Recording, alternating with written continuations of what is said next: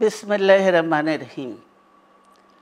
প্রিয় নেতৃবৃন্দ, সহকর্মীবৃন্দ, সকল শরণার্থীগণ, আসসালামু আলাইকুম।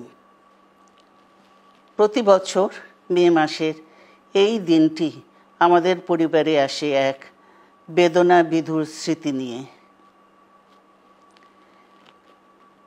এই দিনে শুধু আমাদের পরিবার নয়, বরং সমগ্র দেশই হয়ে উঠে পড়েছিল বেদনার্ত ও অভিভাবকহীন।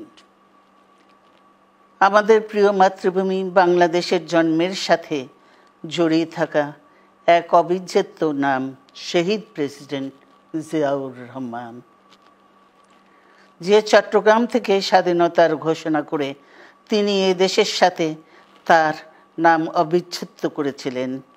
সেই চট্টগ্রামেই এক সফল, সৎ, দূরদর্শী ও প্রকৃত দেশপ্রেমিক প্রেসিডেন্ট হিসেবে নিজের জীবন উৎসর্গ করেছেন।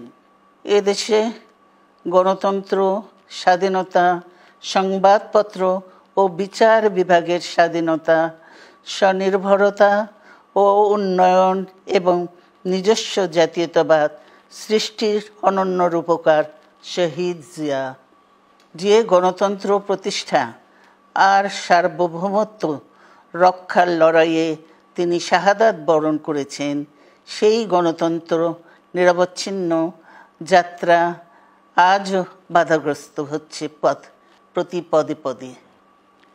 খুব শীঘ্রই আমরা বাংলাদেশকে গণতন্ত্রে পুনঃপ্রতিষ্ঠিত দেখতে পাব। এই হোক শহীদ জিয়ার শাহাদাত বার্ষিকীতে আমাদের অঙ্গীকার।